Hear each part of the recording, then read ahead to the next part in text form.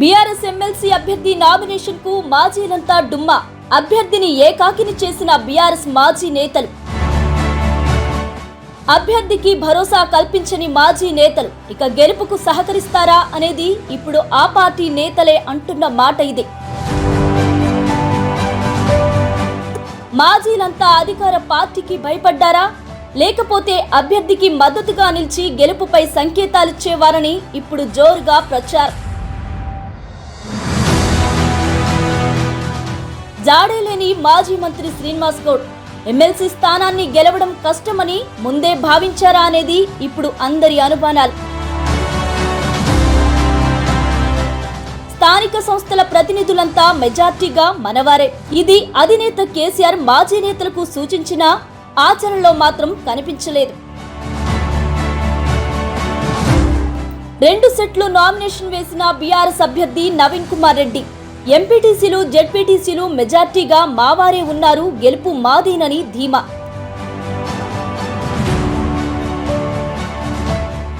గెలిచేవారైతే మాజీ నేతలు ఎక్కడికి వెళ్లారు? ఇప్పుడు జిల్లాలో ఇదే హాట్ టాపిక్ గా మారిన మాజీల గైర్హాజరు.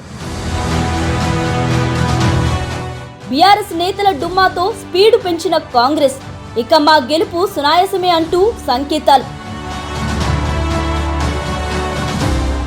నామినేషన్ చివరి రోజు జిల్లాలో వేడెక్కిన రాజకీయం. నామినేషన్ దాఖల్లో సందడి చేసిన కాంగ్రెస్ మంత్రులు, ఎమ్మెల్యేలు, నేతలు. చడీ చప్పుడు కాకుండా నామినేషన్ దాఖలు చేసిన బీఆర్ఎస్ నేతలు. మాజీల డుమ్మాతో పాటు కనిపించని నేతలు, కార్యకర్తలు. 10 ఏళ్ల పాటు వారంతా బీఆర్ఎస్ ప్రభుత్వంలో మంచి పదవుల్ని అనుభవించి రాజుల మాదిరి ఏలారు. కానీ వారిని ప్రజలు తిరస్కరించడంతో ఇప్పుడు వారంతా మాజీలుగా మారి అందరూ అజ్ఞాతంలోకి వెళ్లినట్లు తెలుస్తుంది. ఎందుకంటే రాజకీయాల్లో గెలుపోటములు సహజం. కానీ ఓడిన వారు ప్రజల్లో ఉండి వారి సమస్యలపై పోరాటం చేసి వారికి అండగా ఉంటేనే మళ్లీ వచ్చే ఎన్నికల్లో గెలిచేందుకు అవకాశం ఉంటుంది. కానీ పాలమూరు జిల్లాలో మాత్రం ఓటమి పాలైన మాజీలంతా ఎవరికీ కనిపించకుండా అజ్ఞాతంలోకి వెళ్లడంతో అంతా అయోమయ పరిస్థితి నెలకొంది. అధికారం పోయాక బీఆర్ఎస్ పార్టీకి మొదటి ఎన్నికైన స్థానిక సంస్థల ఎమ్మెల్సీ ఎన్నికల్లో పాలమూరు స్థానానికి పోటీ చేసేందుకు సైతం ఎవరూ ముందుకు రాని పరిస్థితి. కానీ అధినేత కేసీఆర్ రంగంలోకి దిగి అభ్యర్థిగా కొత్తూరుకు చెందిన నవీన్ కుమార్ రెడ్డిని ప్రకటించి నామినేషన్ వేసి గెలిపించుకొని రావాల్సిందిగా మాజీలకు ఆదేశాలు జారీ చేశారు. కానీ ఎమ్మెల్సీ అభ్యర్థి నవీన్ కుమార్ రెడ్డి నామినేషన్లో బీఆర్ఎస్ కు చెందిన మాజీలంతా డుమ్మా కుట్టారు. దీంతో చేసేది లేక నవీన్ కుమార్ రెడ్డి నామినేషన్ దాఖలు చేసి గెలుస్తామంటూ మీడియా ముందు ధీమా వ్యక్తం చేసి వెళ్లారు. కానీ ఆయన వెంట ఎవరూ రాకపోవడంతో గెలుపు సాధ్యమేనా అనే అనుమానాల్ని ఇప్పుడు అందరూ వ్యక్తం చేస్తున్నారు. ఎందుకంటే పాలమూరు జిల్లాలో మెజార్టీగా స్థానిక సంస్థల ప్రజాప్రతినిధులంతా బీఆర్ఎస్ కు చెందిన వారే ఉన్నారు. వారిని కాపాడుకుంటే చాలు ఎమ్మెల్సీ గెలుపు సులువే. కానీ మాజీలంతా అధికారంలో ఉన్నన్ని నాళ్లు వాళ్లను పట్టించుకున్న దాఖలాలు లేకపోవడంతో అధికారం పోయాక వారంతా కాంగ్రెస్ పార్టీలో చేరినట్లు తెలుస్తుంది. వారిని కనీసం బుజ్జగించే పనిని సైతం ఎవరూ చేయకపోవడంతో చాలా వరకు నేతలు పార్టీని వీడి కాంగ్రెస్ లో చేరినట్లు కాంగ్రెస్ పార్టీ నేతలే చెబుతున్నారు. ఇది గమనించిన మాజీలు గెలుపు కష్టమని నామినేషన్ దాఖలకు డుమ్మా కొట్టారా అనేది ఆ పార్టీ నేతలే అంటున్న మాట ఇది.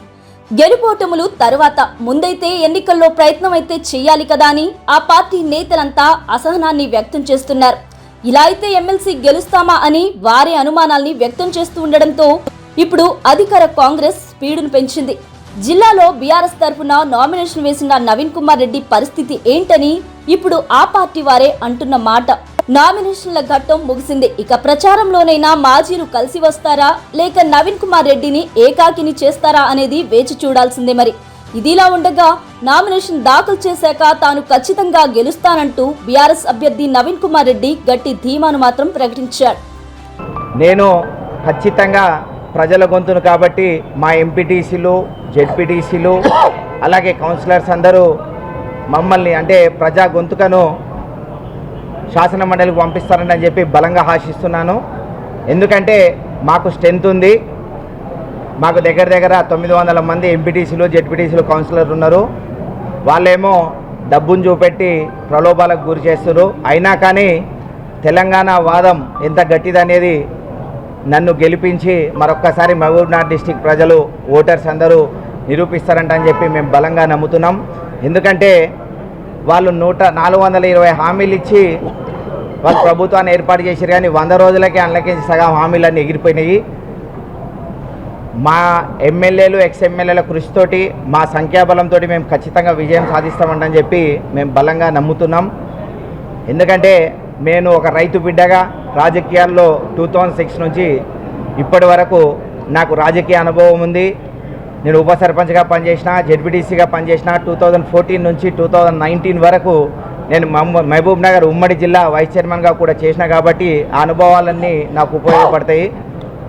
నేను మా ఎంపీటీసీలకు, జెడ్పీటీసీల కౌన్సిలర్స్కు మరొక్కసారి విన్నపం చేస్తున్నా. ఎందుకంటే మా ఎంపీటీసీలు, జెడ్పీటీసీ కౌన్సిలర్ కూడా ఎటువంటి ప్రలోభాలకు గురికారు. ఎందుకంటే వాళ్ళు 10 రూపాయల మందును 100 రూపాయలకు అమ్మి వాళ్ళ దగ్గర పైసలు మస్తు జమ అయినాయి. అవి తీసుకొని మరొక్కసారి తెలంగాణ ఉద్యమం రుచి ఎట్లా ఉంటుందని చెప్పి చూపిస్తారని చెప్పి మరొకసారి ఆశిస్తున్నా.